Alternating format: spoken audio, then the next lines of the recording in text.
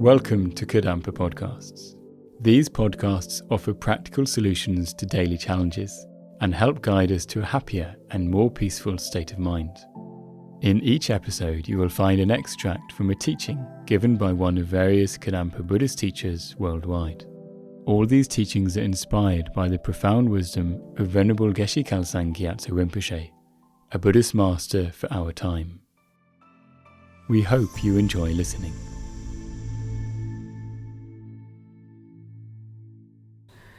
If we engage in spiritual practice, it makes us truly happy. It is the best way to benefit others. Often we deeply love someone, our child, our parent, brother, sister, husband, wife, partner, but we don't know how to help them. We don't know how to benefit them. Someone who's trained their mind in spiritual practice never has those questions. We always know how to benefit others. And when our life is drawing to a close, and none of us know when that is, perhaps we're young and healthy and think we shan't die soon. And we look around and there's many people older than we are, and we think they'll obviously go first. Life doesn't work like that. So there's no time to lose. Now is the time to train our mind.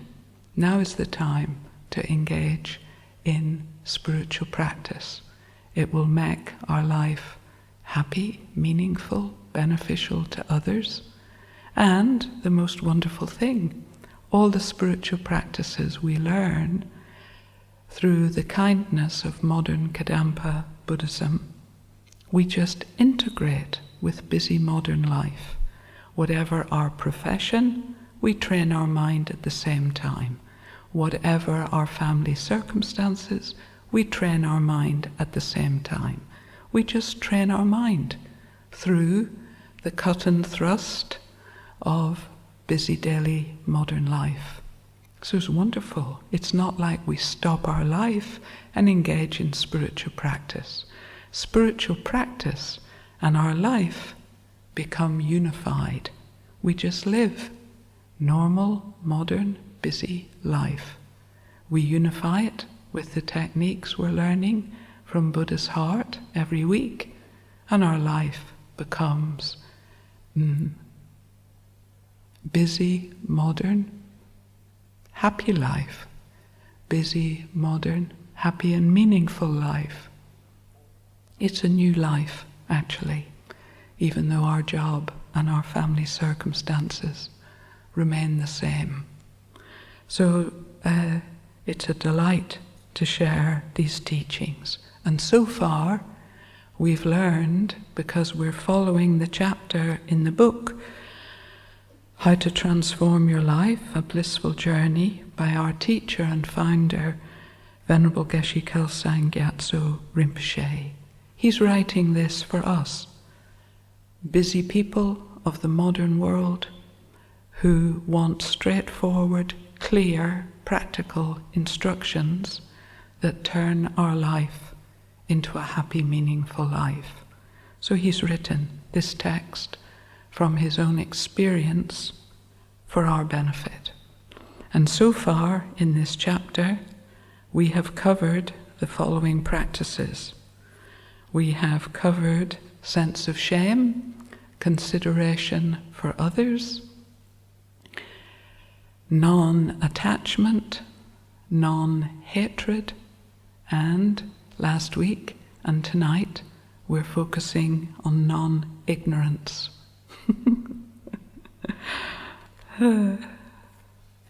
So it's a Tuesday night in Ulverston. Most people have never heard of non-ignorance. If someone were to say, "What were you learning last night in the temple with that Buddhist nun?"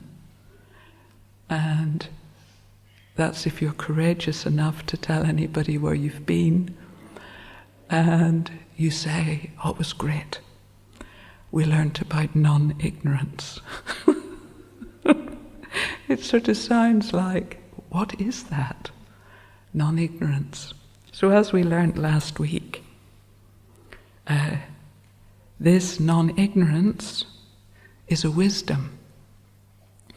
Non-ignorance is wisdom, that's virtuous intelligence that leads to happiness. All wisdom leads to happiness. The more wisdom we have, the happier we become. Of all wisdoms, this wisdom is supreme, non-ignorance. It is the wisdom that realizes emptiness. Or we can say the true nature of things, or we can say how things really are. So this is very deep, as we learned last week. And I'm going to both remind you and continue, because we didn't get last week to do an actual meditation on emptiness itself. So we're going to do that this week. And please don't worry. You know, when we first hear these teachings, maybe they don't seem to make much sense, but they're very deep, and they will cause, if we realize emptiness, if we gain this wisdom that is non-ignorance, wisdom realizing emptiness, if we gain this wisdom, all our suffering ceases forever. All our bad habits of mind cease forever. We are liberated from sorrow forever. What could be more worthwhile than trying to understand the true nature of things? Wisdom realizing emptiness. So this is what non-ignorance in this context refers to.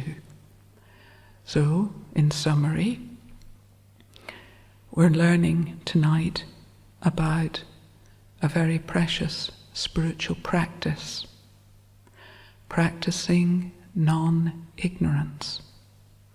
That means practicing or developing wisdom that realizes emptiness, the true nature of things. Emptiness is not nothingness. That's what it sounds like, but it's not. Emptiness is not nothingness. It is the ultimate nature of phenomena, the way things really are. It is a very meaningful object. It is through the kindness of emptiness that every single living being can cause their suffering to cease. That is the aim of Buddhism. The aim of Buddhism is the permanent liberation of each and every living being from suffering. So we prayed in the liberating prayer. I hope you heard these words. They're our aim. If everyone in the world had this aim, world peace would be established so swiftly. We prayed, may all suffering quickly cease. May all suffering quickly cease. And we so deeply mean it. So here at Manjusri Kadampa Meditation Center, everything we do is for that aim, that there will be a world with no suffering. And maybe you think that's naive, that's impossible. No. If we realize emptiness, suffering ceases. That's all we need to do. So let's try together to understand what this means. And Venerable Geshe-la, when he teaches this subject, He's written a special chapter in this book for us, near the end of the book, called Ultimate Bodhicitta. It's a chapter on wisdom realizing emptiness. And he encourages us, read it 100 times. So anyway, you can ask yourself, have I ever read anything 100 times? Once, twice, 3 times, that's enough. So it's because it's so deep. And every time we read it, he promises us it will become more clear.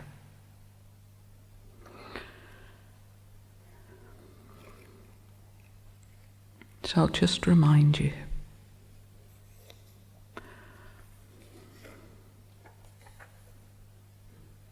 Buddha said, all phenomena are like dreams.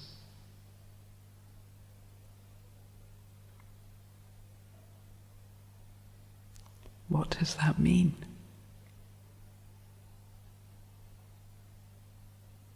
It means all phenomena do not exist like dream things. So Buddha said, all phenomena are like dreams. What does that mean? It means all phenomena do not exist like dream things. All phenomena that we normally see or perceive do not exist like dream things. So we learnt about this last week. Maybe you remember. Buddha also said, so these are 3 analogies. Buddha said, all phenomena are like illusions.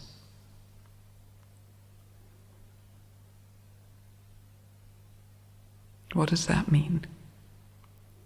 It means all the phenomena that we normally see do not exist like an illusion.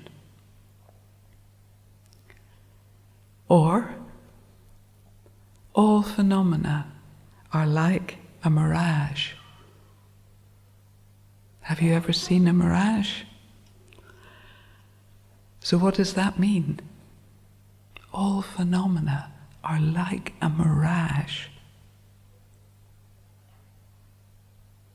It means all phenomena we normally see do not exist like a mirage.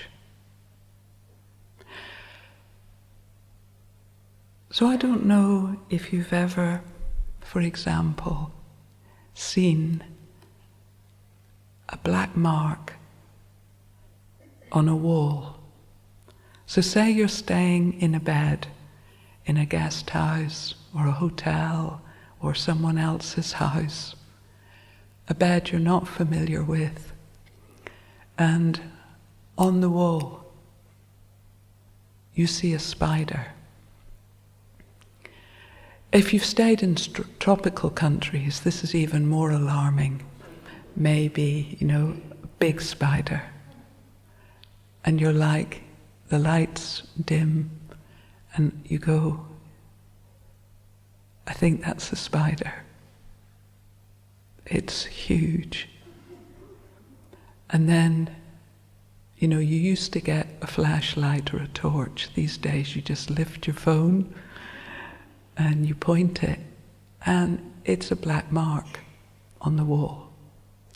But you spent a few seconds, a few minutes in the presence of a flesh-eating spider. So where was that spider? Because it frightened you. The spider frightened you. Where was it? It's just an appearance to your mind, because when you put the light on and you were like, oh, no spider. So our mind makes mistakes. Maybe in the middle of the night, you hear a loud thump. What was that? And your heart begins to race. And you think, was that somebody coming into my house, my apartment? Maybe you pluck up the courage, or you push somebody else to go and find out what it was. And I don't know, just make something up. Maybe, I don't know, some books that were balanced on the edge of the table all fell off all at once.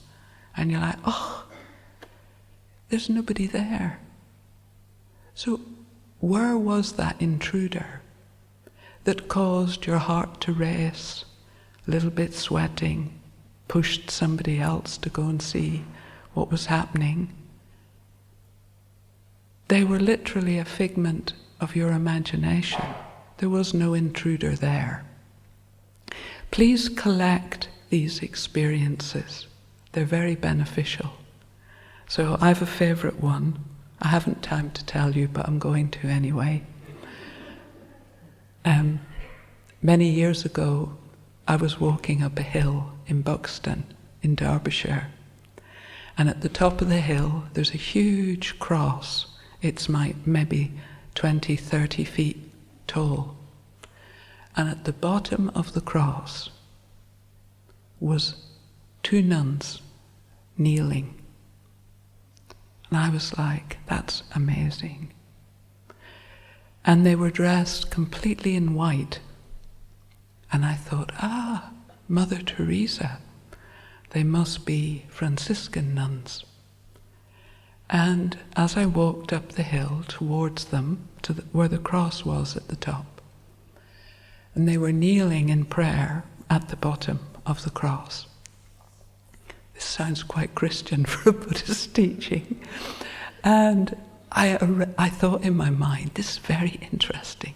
A Kadampa Buddhist nun meets there was 2 of us actually, 2 Kadampa Buddhist nuns are going to meet 2 Franciscan nuns.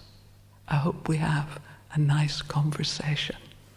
And I was already beginning to think what I would say and what we would talk about.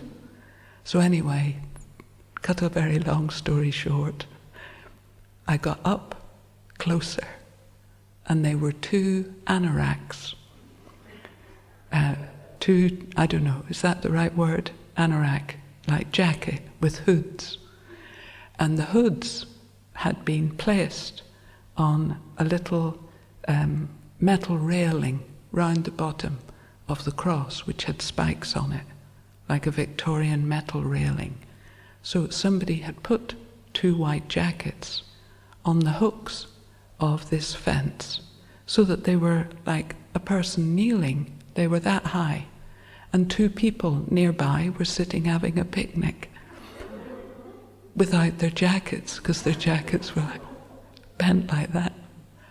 So I've never forgotten that, because I had a whole conversation with those nuns. We were going to talk about the holy life, faith, how wonderful it is to be a nun, all that sort of thing that you can only really talk to nuns about. And the whole thing had appeared to my mind, and they were jackets. So collect experiences like these, where your mind makes mistakes. And the mistakes are so genuine. There's a whole elaboration goes with that mistake. And when you find out the truth, you feel quite foolish. Like, I laughed at myself. And it made such an impression on my mind of how my mind had made the whole thing up. There were no nuns there, and yet I was already talking to them. So I've done the same with pieces of fluff. I've bent over to rescue a fly because I'm getting short-sighted, I am of an age. And I've bent over and laughed again, because it's not a fly in trouble beneath the vacuum cleaner, it's a piece of fluff.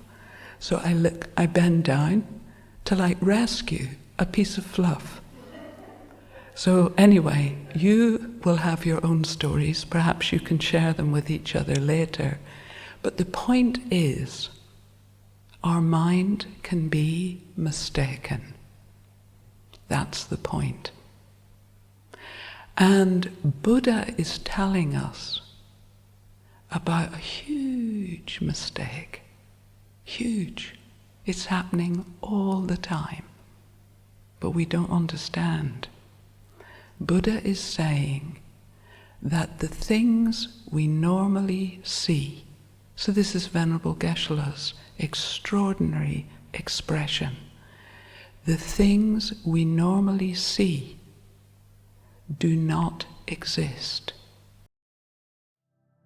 If you feel inspired by this podcast, then dive deeper into timeless wisdom of modern Kadampa Buddhism by following the link in the episode description. We look forward to reconnecting with you in the next episode of Kadampa Podcasts.